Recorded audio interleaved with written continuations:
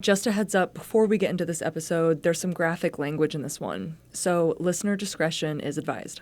I saw Jesus in the white light, the white tunnel, and my thought was, he's not holding his hands out. Maybe he's not ready for me yet. Previously on Inferno. 911, where's your emergency?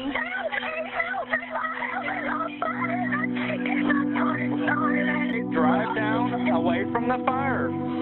Get on the main parkway and drive away from the fire. But this extended drought has resulted in high wildfire danger. We said our goodbyes to each other and said, see you in heaven. God, please help us, Lord. Please send rain.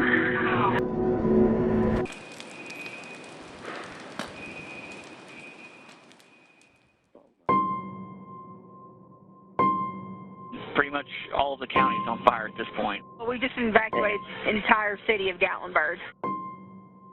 When night falls on November 28th, the city is given completely to fire. Oh my God, the whole hill is on fire. The flames are just, there's no way we could drive through that. I said, fasten your seatbelt, we gotta go. I knew we only had minutes. And choices are made on the hillsides of Gatlinburg that mean life. Okay, and you said something about a possible fatality. You said there's possibly a deceased person there? They believe there's somebody on the road that's deceased. Or death.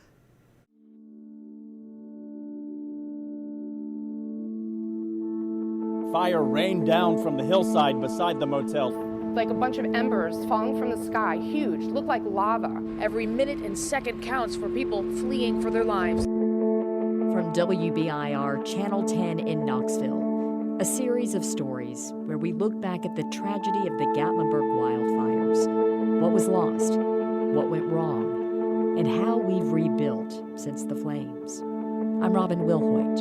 And I'm Madison Stacy. Fire is really close to us. We're gonna die in here. Why did they warn us? Why did they warn us? Why did they warn us? Why did they warn us? This is Inferno, the Gatlinburg disaster.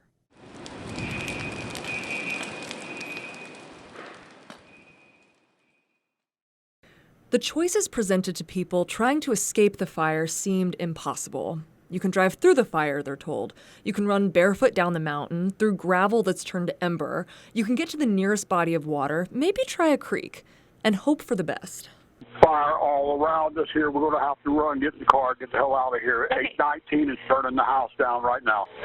Is anyone able to get out and move the tree? Move the tree. Is anyone able to get out and move the tree? No, I don't have a chainsaw. Okay, we'll get them as fast as they can get up there, okay? One quick thing you need to know, though. Some of the people are saying that if the fire gets too close, they're going to go inside the pool. They're going to go inside, whatever they need to do if they feel threatened. Some survivors, like Reba Williams, who you met last episode, even remember the desperate state of emergency personnel who came to rescue them. We met the fire chief who of the crew who pulled us out, and he said, I sent 2 trucks up the mountain and neither of them could make it. And he said, we thought you were gone. And he said, when that 3:30 call came through, we realized you were still there. And he said, firemen don't give up. And he decided to send a smaller truck, and they made it. And they said one of the firemen who pulled us out that his helmet melted because the heat was so intense as he was getting us out. That night, everyone in Gatlinburg, the tourists on vacation, people relaxing in their homes, emergency personnel trying to rescue them, all had to make fast, impossible choices to survive. And the people you're about to hear from did survive the Gatlinburg disaster, but not everyone who fled with them did.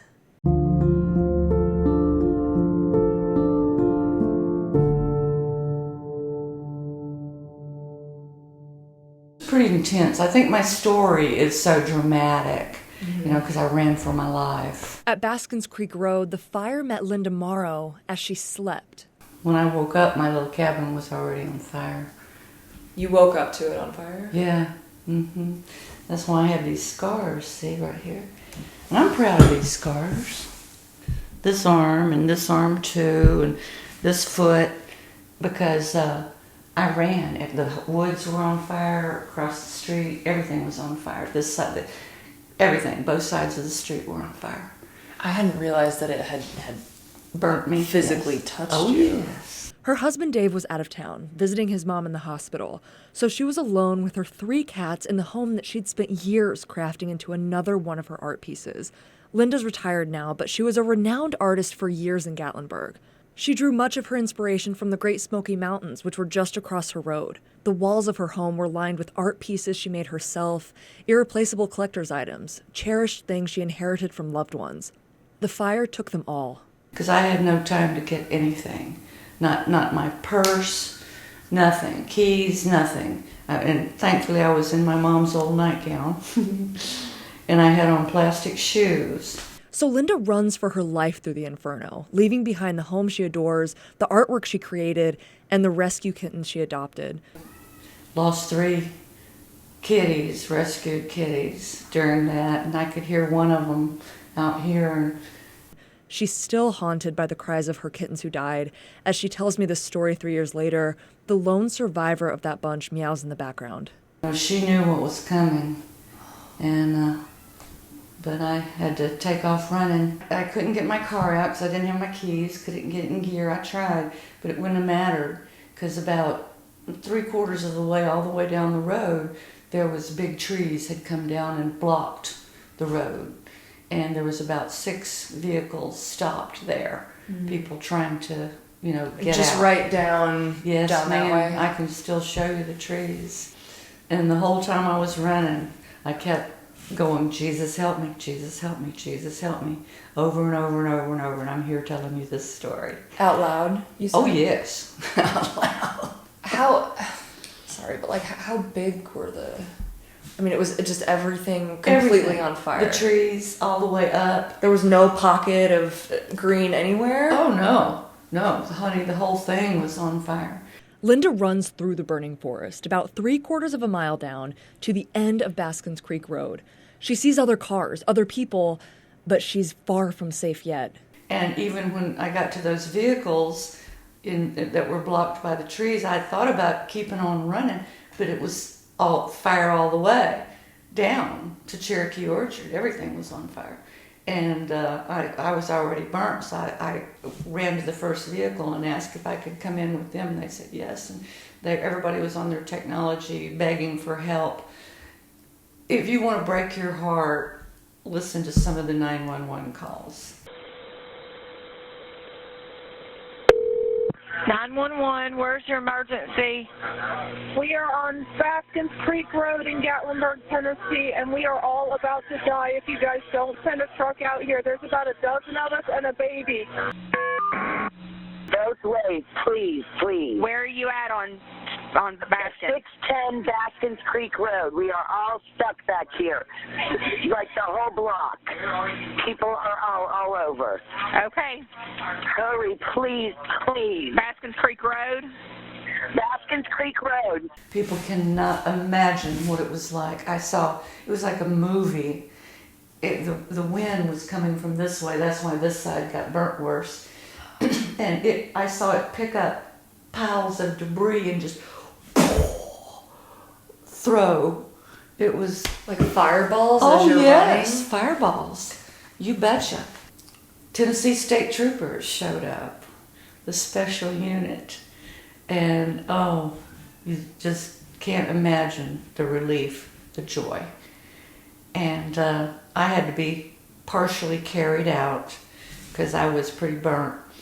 And there was like hot coals all over the road, the pavement. They had turned like the rock to ember. Yes.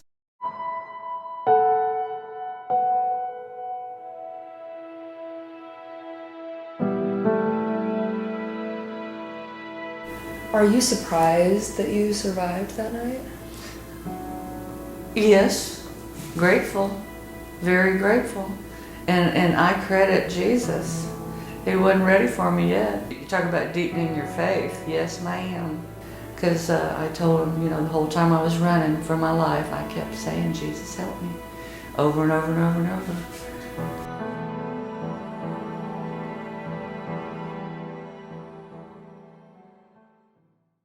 We all react in different ways, right? There was some people sitting out of their cart because it was kind of like in this slope that was kind of sheltering from the wind, which probably saved our butts too. And this one little old lady, I don't know who she was, but she was sitting there on the side of the bank, and she had a box of wine with her.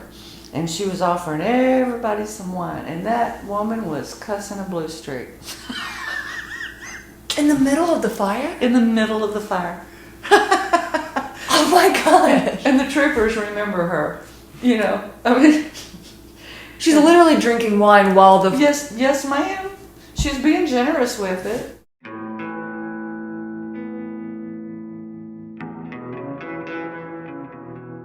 Linda Mauro's story of survival is terrifying, but she was working with an advantage not everyone had as the fire spread. She lived in Gatlinburg. When the fire descended onto her home, Linda intuitively had an idea of where she wanted to end up when she ran down Baskins Creek Road. Her survival instincts were guided by an intimate knowledge of where she was at. But because Gatlinburg's a tourist town, not everyone knew where they were as well as Linda, and that worsened their confusion that night.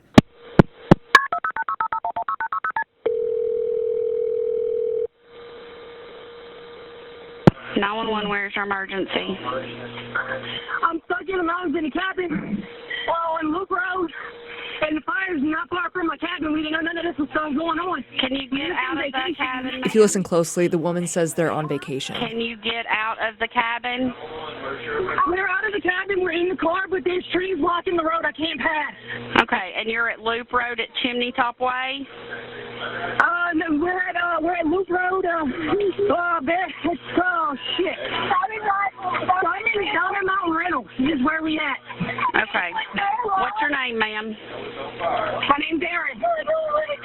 Baby, it's okay. Calm down, please. Okay. Calm down. Stay on the line. Let me bring on the police department, ma'am. Don't hang up.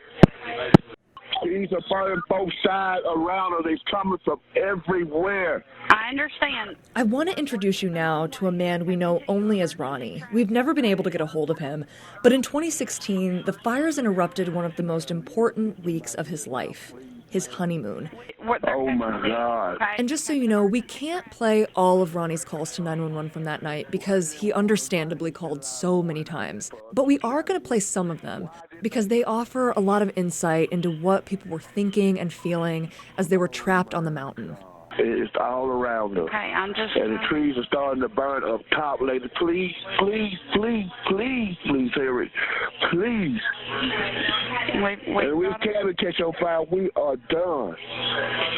Oh, my God. Please, man. We can't hardly breathe up here. My partner's talking to me, or talking to them right now while I'm talking to you, okay? So she's talking to the fire department. They're coming to you emergency traffic, okay? Oh, my God, man. Oh, my God. Oh, my God. Oh, my God. Why did they warn us? Why did they warn us? Why did they warn us? Why did they warn us? Why did they warn us?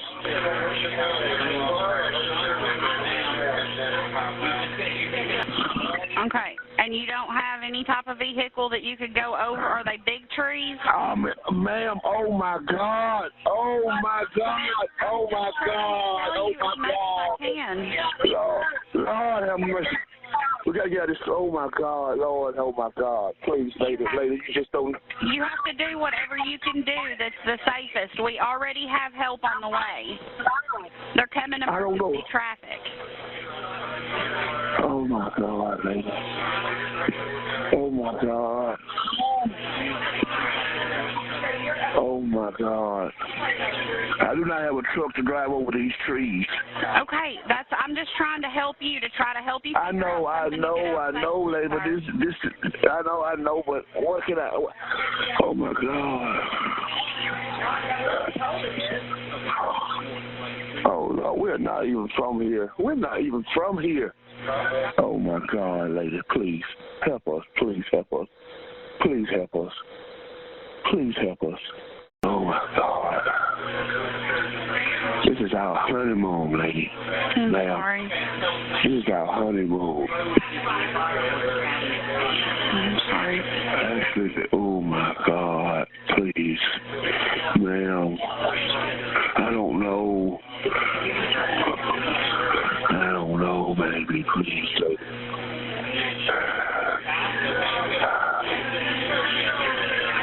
Ronnie, has it started raining up there yet? I don't know. It looks like it's time to sprinkle rain or something. I don't know. Okay.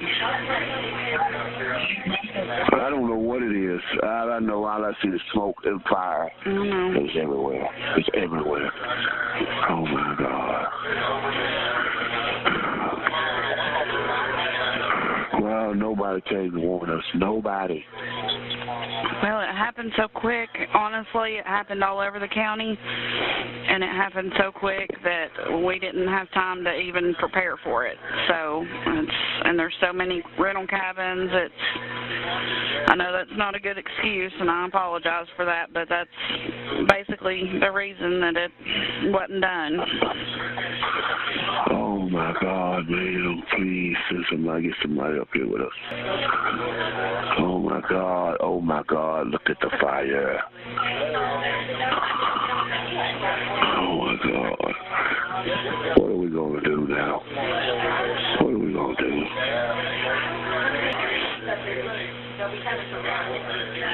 We should have got out of here a long time ago.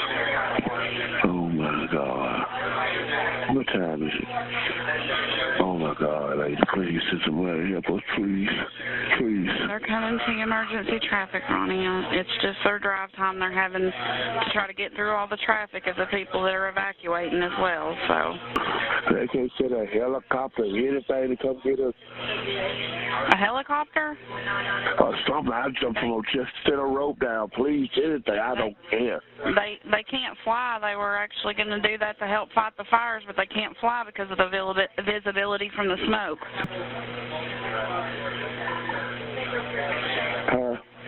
You got the code number?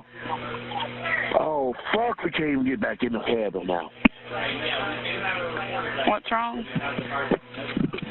We don't have any power to get back in the cabin. Ronnie, are you all out of the vehicle now? Ma'am? Are you all out of the vehicle now? Are you all out of the vehicle now? I stepped out of the vehicle, yeah.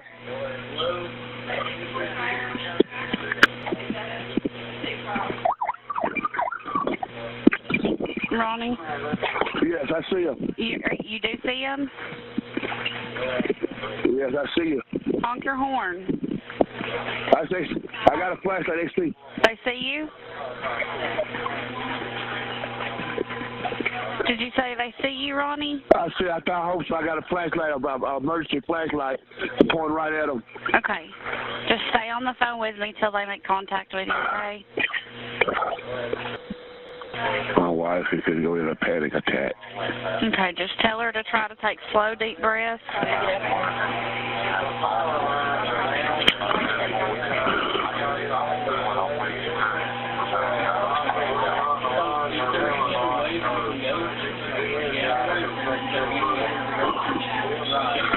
Oh my God, please.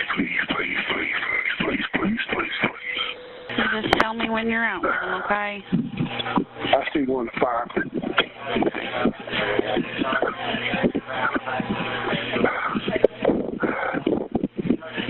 I'm with the fireman. Okay. All right, Ronnie. I'll go ahead and let you go then, okay?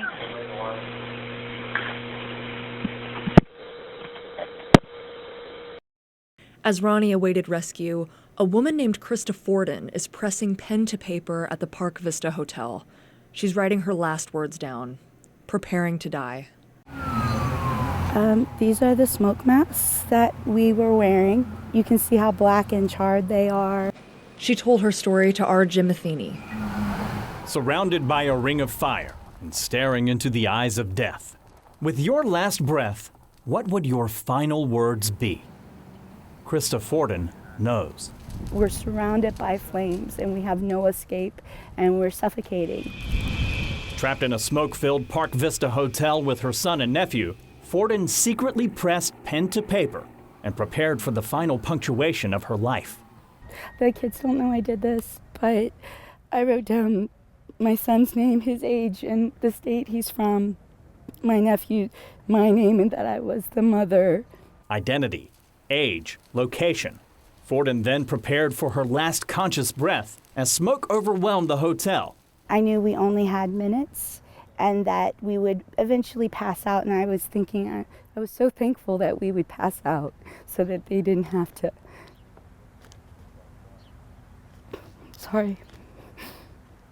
experience anything more devastating than what they had already experienced. While she prepared for the worst, Forden never gave up. And smoke cleared enough inside the hotel to give local rescue crews time to cut through the burning roadblocks and help Forden's family make an escape. So thankful for what they did for us. They stayed with us even though their families were going through tragedy and they didn't know where their families were. It's all gone. Forden fled through the flames and eventually found refuge at the wilderness at the Smokies. Her family has inhaled a lot of smoke, but they are still breathing. And although this was not their last gasp, if it had been, Forden knows what she would say. The final sentence of her farewell note, prepared to part ways in peace. And then I wrote that say we love you and we are cuddling, calm, and at peace. I can't believe we lived through it.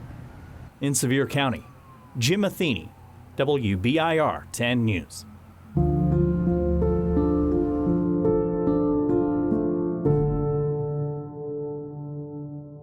The Summers family were also tourists. John, Janet, and their sons, Branson, and the twins, Jared and Wesley.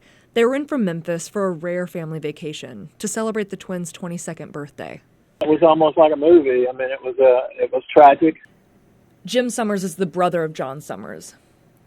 And so this was the boys' the twins' birthday. And so there was this was a sort of a nice weekend gathering. By the time the family decides to evacuate, one of the boys has already seen the fire at the top of the mountain. Within 10 minutes, the family of 5 is in the car and trying to navigate the intense flames. We're in the car together, and they came across a downed power line and a downed tree that completely crossed the road. And they were unable to go any further, so they got out of the car. They could see the fire coming, and so they went around the tree and got back on the road, and they described the wind picking up, very intense, very severe, and just fire and ashes and smoke coming straight at them to where they couldn't see the road. They couldn't tell the difference between a road and a driveway off to the side. And so they're staggering, and it would clear up a bit, and they would take off running. And in that chaos, they get separated. At some point, while they're running through the smoke, the younger boys, the twins, got separated from their older brother and their parents. Branson, who was the oldest, had stayed behind the parents, who were not able to keep up with the younger kids. And Johnny had been dealing with a lung condition for some period of time, and Janet was acutely afraid of fire, and they were having a real rough time moving forward, and Branson was doing what he could to help him. Janet just collapses on the ground, and Branson sits down with his mom and cradles her in his arms, and she's unresponsive, and he said, "I'm going to stay here with you. I'll be here with you." And his dad comes over, and his dad is also having real difficult time at that point, and Branson at some point says, "If I don't leave, I'm going to die." And he basically kisses his mom goodbye and says, "I have to go." And he has to leave his mother and father there to die. They could not move. There was nothing Branson could do. I mean, Branson was a Boy Scout. I mean, he knew first aid, but there was no first aid. There was nothing he could do for them at that point in time. They were in the middle of the road, surrounded by fire, surrounded by smoke, surrounded by hell. Branson runs for his life through the flaming forest. As he's running, he reaches a point where a car passes him going in the opposite direction, and he beats on the back, and by this time he's burned, and they stop and they let him in the back seat. And Branson is so burned, he takes off all of his clothes except for his underwear and socks. And he's laying in the back seat, and the car goes a little ways, and then the car can't go anymore. It just stalls. It stops. So they get out of the car, and when they're out of the car, walk away from it a little bit, the airbags explode, and then the engine goes. And now Branson basically thinks he's just going to die. So Branson just collapses in the middle of the road.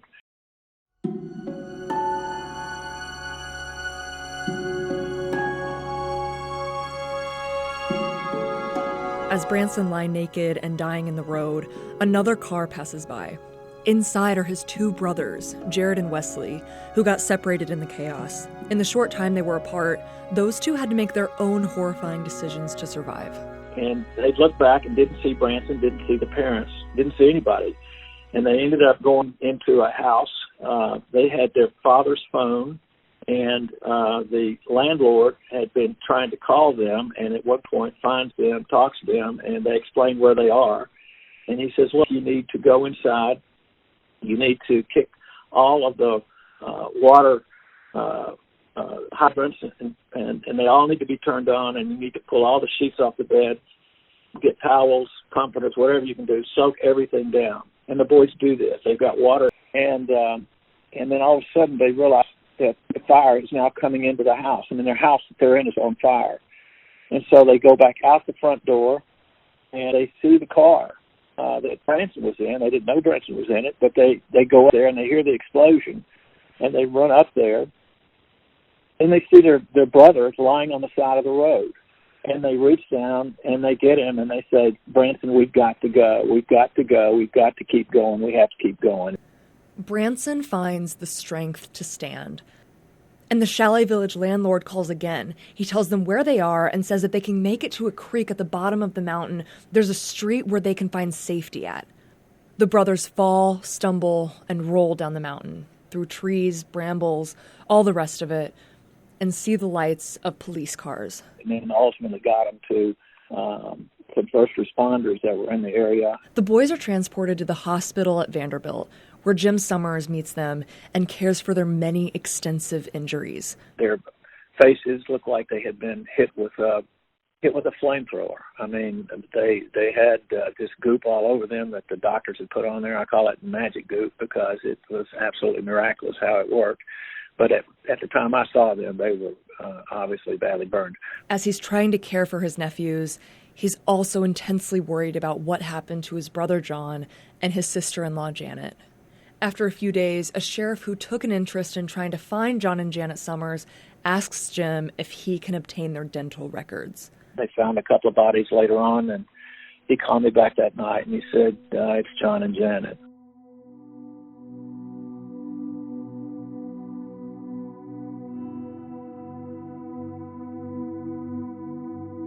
And so I'm at the hospital at the time, and I walked into the doctor and the nurse, and I said, I'm not going to go to each one of these individual kids and tell them their parents are dead. I said, I want all of them in the same room with me. In any event, I had to tell them about their parents, and all of them, when they first got there, were worried sick about their parents. They knew they'd left them. They were sickened. You know, now they realize they're alive, and now they're worried about their mom and dad, and I had to tell them their mom and dad had perished in the fire. So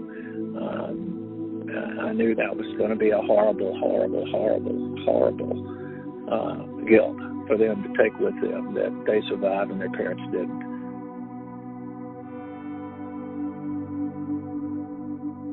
Despite the stories of survival from Gatlinburg, when the sun rises across a still smoking city the next day, 14 people lay dead among the ash. Good morning. We are at the LeConte Center in Pigeon Forge, and we're here with Mr. Michael Reid. And Michael, you and your family were evacuated off of Wiley Oakley Road late yesterday. Tell us a little bit about what happened. My son and I, we weren't evacuated. We just heard on the news that there were fires on the spur, so my son and I left and went to go see where they were, and we got stuck in traffic. About 8:15 last night, my wife called my cell phone, and said the flames were across the street from our house, and I told her to call 911, and I haven't heard from her since, and I haven't seen her since. So when you were on the phone with your wife, and she obviously was sounding panic, what did you told her to call 911? What else did you tell her to do? I know you mentioned you only have one vehicle, and you had that. I told her I loved her. She said she loved me too.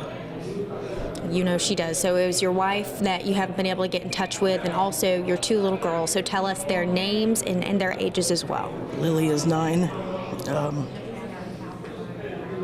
Got a picture of Lily. This is Lily. Chloe is 12. And tell me about your girls, Lily and Chloe. Lily is an angel, just like her mother. Chloe just turned 12 3 days ago.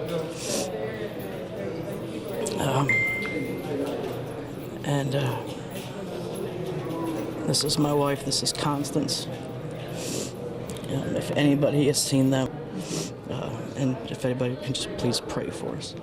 Absolutely. We're all praying for you and hoping that your family made it out safe and is just hopefully asleep and sleeping off some of the stress at one of the many evacuation centers. So we know that they're going to be okay. We're going to get their names. Excuse me. We're going to get their names on social media in their pictures as well. So if you have seen Constance or Lily or Chloe, please let us know. He had his numbers. Please feel free to call WBIR as well and help reunite this father with his girls. We'll send it back to you for now. This is Constance Reid's call to 911 from that night. Out of respect for Constance, Lily, Chloe, and Michael, we've omitted her voice from the 911 call.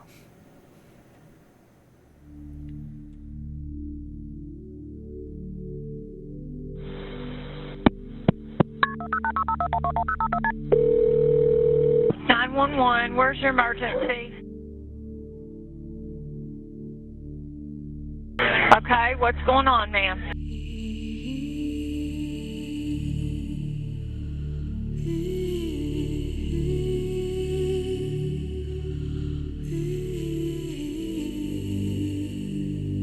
Okay, all right. Stay on the line for me just a minute. You have no way out. Stay on the line.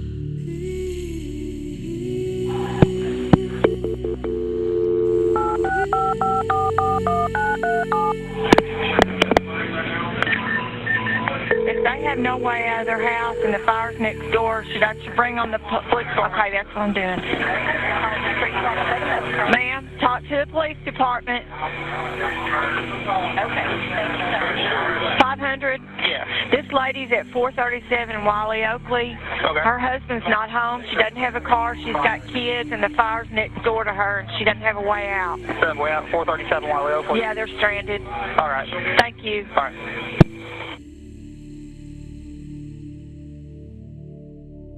Thank you all for coming. My name is Philip Morris. I'm the pastor here at Parkway Church of God here in Sevierville, and we are honored to be the home church of the Reid family. I'd like to thank everyone who has been praying and thinking of them during this time. We have received confirmation through the Sevier County Sheriff's Department that the body of Constance has been recovered. We have not received official word yet about the daughters, Chloe and Lily. Our hearts are broken to receive this news. We ask for everyone to continue in prayer for this family.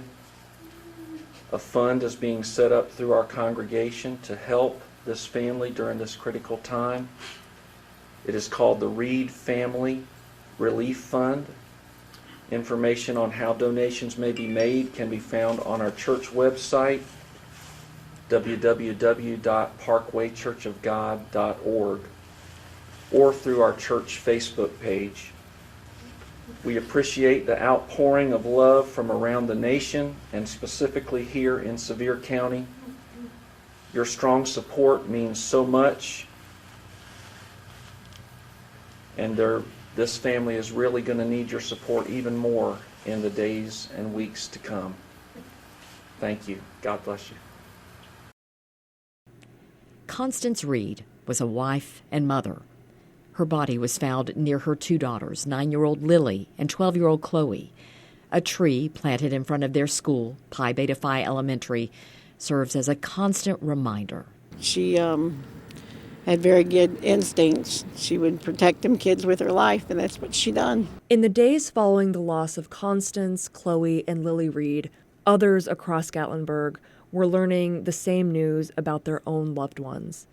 63-year-old Robert Hedgney loved music. He lived at the Travelers Motel in Gatlinburg. It was destroyed by fire.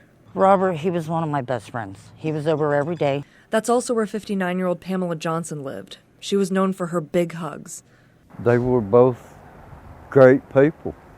They didn't hurt nobody. They was good to everybody. Pam would help anybody with anything. The Reverend Ed Taylor. He left behind a legacy of weddings in Gatlinburg. He was a pioneer in that industry and presided over 70,000 weddings.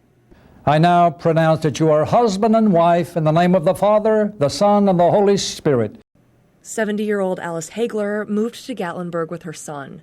Her co-workers at the incredible Christmas place say she was soft-spoken and loved to visit with guests. John and Marilyn Tegler traveled from Canada to their Gatlinburg vacation home. They just celebrated Thanksgiving with their daughter. And months later, their son Scott is still searching for answers to the question on so many minds: why? Lives have been turned upside down, either because we lost our family members, or we lost our property, lost our homes. Brad Phillips retired from the federal government. He and his wife had just finished renovating their mountain home. Elaine Brown died in a car wreck fleeing from the flames. And Mae Vance. You can't tell her story without telling her husband's story. Mae and Jim were soulmates for 6 decades. I think it's safe to say that you all built a beautiful life together. There's no question about that. A lady, my banker in Sevier County, told me after the fire and after my wife's death, when she found out about it, she said, you know, y'all were just one person. And we really were. You know, the Bible says when you get married, you become one person. And we really were. She knew what I was going to say before I said it. You know? Sometimes I didn't like that, but that's the way it was. Jim has never shared what happened that night with anyone other than family and friends. He agreed to sit down with my colleague John North and me. My wife and I met when we were in the 8th grade. And we went to high school together at Hillsborough High School in Nashville. And we were sweethearts in high school. And we both graduated from Hillsborough High School. And then we went to college at Tennessee Tech, same school. She did and I did too. And we graduated from there. Our parents would not let us get married. They told us if we got married, we was on our own. Now, I'm not sure how serious they were about that, but I wasn't about to test it. So we didn't get married till after we graduated from college. She knew how to knit and sew and do all those sort of things. And I have to admit, she babied me too much. And I loved every bit of it. Then we had our two sons. Our oldest one is Jim Jr., and our youngest one is Neil. Jim and Mae built their life together in Nashville, where Jim was a successful attorney. But when they wanted to get away from it all, they would pack up and they would head east to Gatlinburg. A friend always had an open-door policy at his cabin. And he saw one that was going on the market at auction block, and he kept calling me and said, you need to go look at that. And I kept telling him, why do I need a house when I got a key to yours? Well, anyway, I went to the auction and bought the house. That was sometime in 2007. And, of course, my wife, being like a lot of women are, once we bought it at the auction and went into the house, she says, well, this is going to change, and that's got to go, and this is going to do different.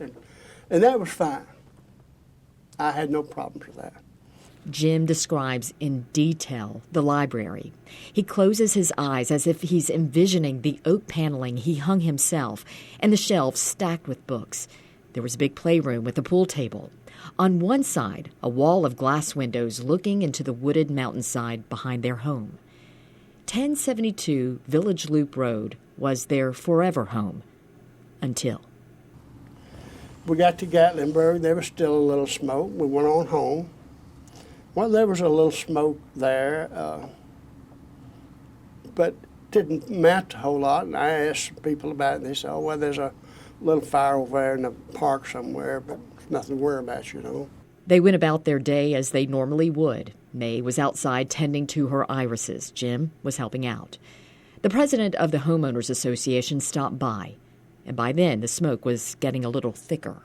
I think that they're asking people over at the top of Airport Road to voluntarily evacuate.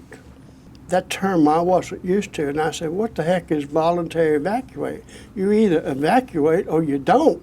What does that mean? He said, I don't know, that's all they're saying. I said, okay. Around noon, a couple of workers from the power company came up the mountain to fix a transformer. Jim walked over to them.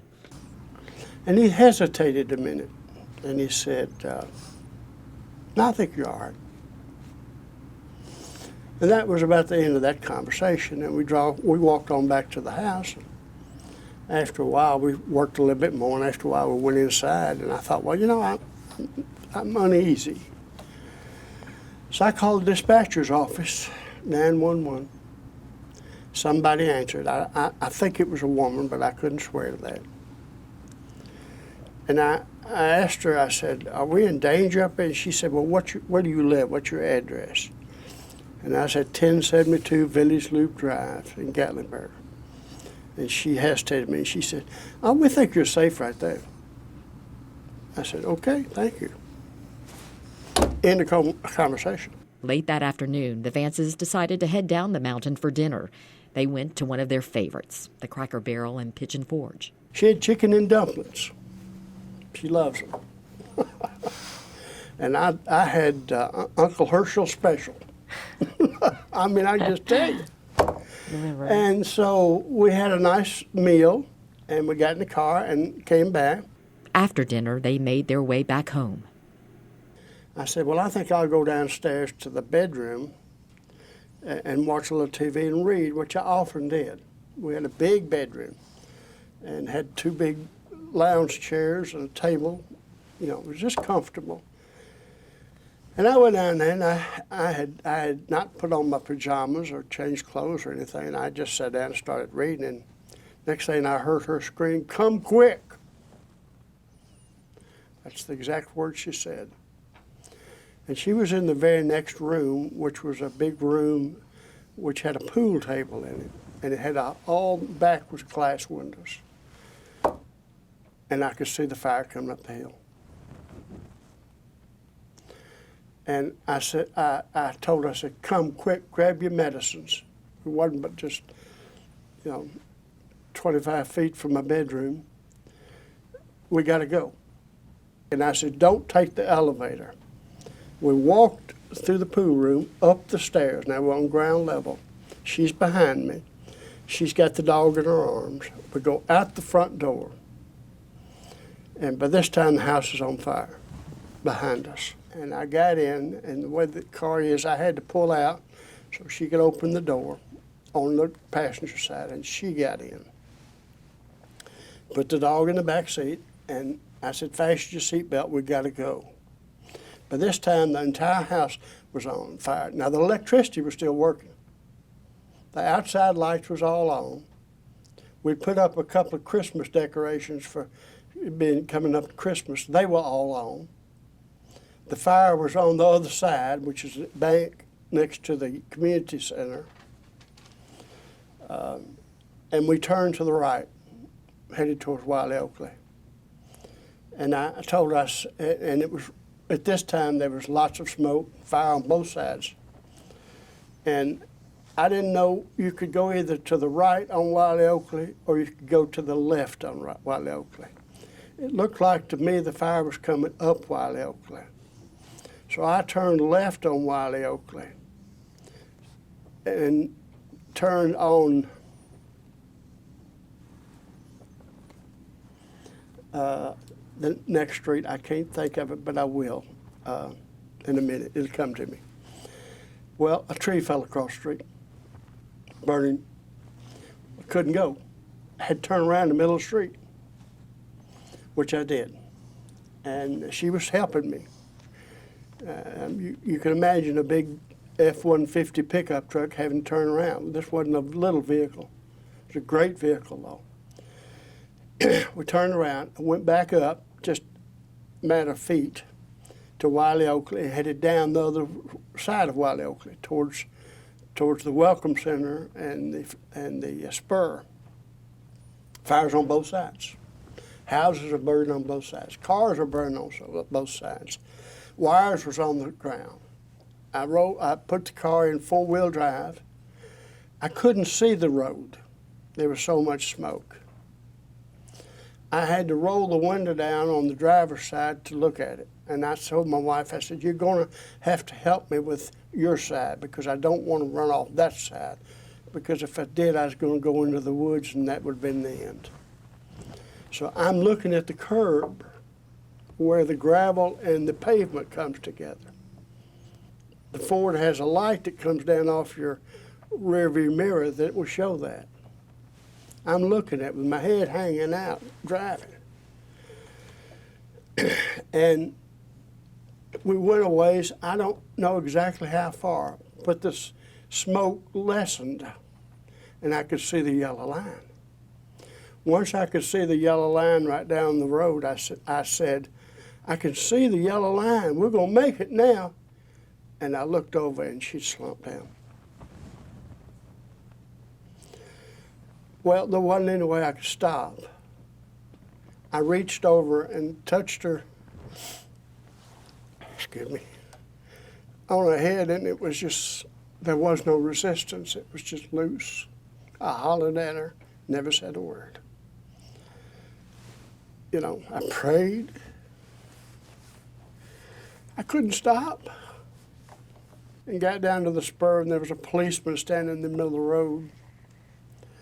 I rolled her side of the window down, and I said, I think my wife's had a heart attack. And he said, pull over there. And I did.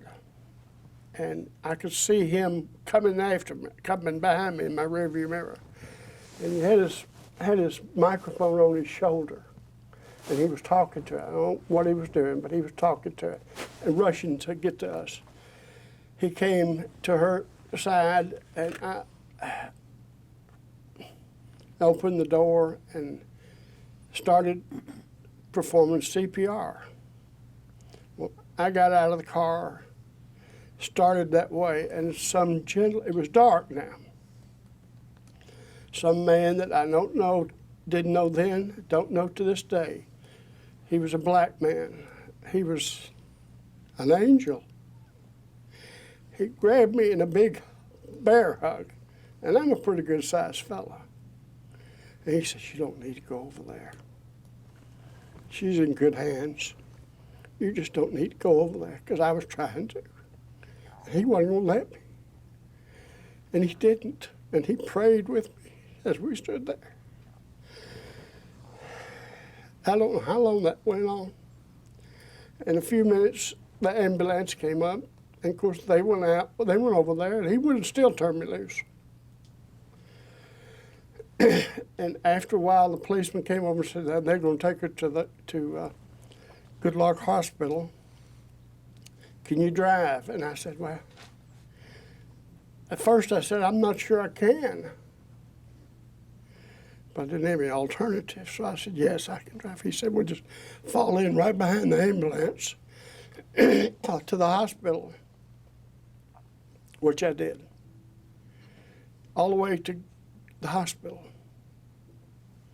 When I got to the hospital, a security guard would not let me park behind him. He was determined I wasn't going to do it. He made me pull my car into a parking place, which I did. My pet dog's still in the back seat now. Well, I got out and I went in, and they knew who I was. And they took me right back into the emergency room, not where the waiting room is, but in the room outside the room where they had her, and they were working on her. And some little nurse, I don't know who she was, she came up to me and hugged me.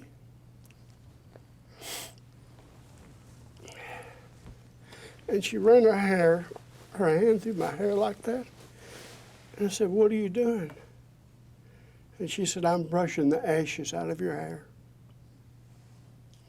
And of course, she asked me if I was all right, and I said, "Yeah." The hair on my left arm was burned off. I wasn't burned, but the hair was gone. I didn't notice it then. Somebody noticed it later and pointed it out to me. And of course, I used my cell phone. I called my son in Nashville, and he was immediately on his way. At one point, the nurse actually get me a chair and put me in the room at her feet where I could sit. She never regained conscious. And after that went on for a while, the doctor came out. There was a little bit of commotion, and I didn't understand it. And they brought somebody out. It wasn't her, on a gurney with a bunch of ambulance people and machines and everything hooked up. And the doctor came out, and I said, "What's going on?" He said, "We're moving our critically care patients to Knoxville." And I said, "Why?" And he said, "Because we're afraid the fire's going to get to us." So they brought her out, and they put her in an ambulance. Well, I went to the car, of course, and got in the car, and the security officer was there, and he wouldn't let me leave. He said, "You don't need to go after that ambulance." He said, "They're going to have the sirens going and running red lights. You don't need to do that. She's as good a hand as she can get in. You just need to go take your time and get there." Well, I can't say that I took my time. By the time Jim got to UT Medical Center in Knoxville, there was little more he could do than wait. She still was hooked up to machines. And the doctor had said, "Look, we're going to, if she's okay in the morning, we're going to do a scan. We're concerned about her not getting enough oxygen." And I said, "Okay." And we were both there, my two sons and me, when she died, which was a few minutes after midnight, which was my birthday.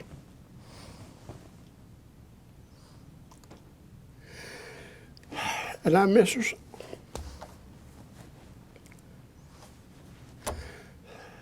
That's what happened. Hear now our prayer for Elaine Brown, Alice Hagler, Robert Bobby Allen Hejny, Pamela Johnson. Hug her from us, Lord. Bradley William Phillips, Constance Reid, Chloe Reid, Lily Reid, Janet Summers, John Summers, Reverend Ed Taylor, John Tegler, Marilyn Tegler, May Evelyn Norin Vance. People don't understand, and you'll never understand until you're in this boat. When you know somebody for 63 years, you're married to them for 53 years, she knows what you're going to say before you say it. She knows what you're going to do before you do it, and she's gone. But then you're lost and lonely. Loneliness, I believe, is the worst disease in the world. People try not to make you lonely. People try to help you. My children want me to come visit them. They got their families, they got their careers. I'm lonely every day. And I miss her so. And I will forever.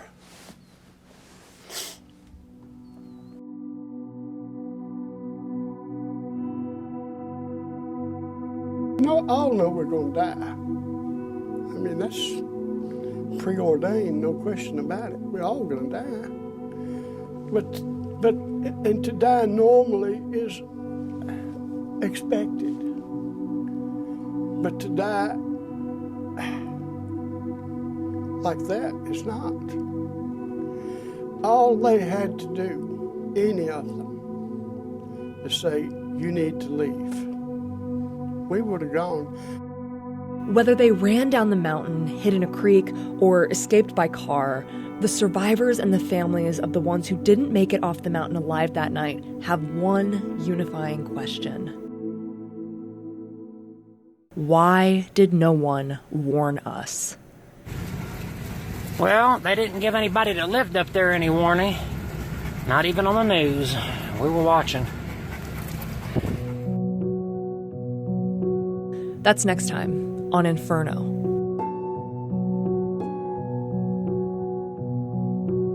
Inferno is a podcast from WBIR Channel 10, a Techna company, hosted by Robin Wilhoit and Madison Stacy. This episode was written and edited by Madison Stacy, with additional storytelling by Robin Wilhoit. Executive producers Allison Duff, Tanya Burke, Madison Stacy, Lauren Hoare, and Jeremy Campbell. Associate producer Daniel Bignot. Original reporting contributed by Jim Matheny, Brittany Bade, and John North.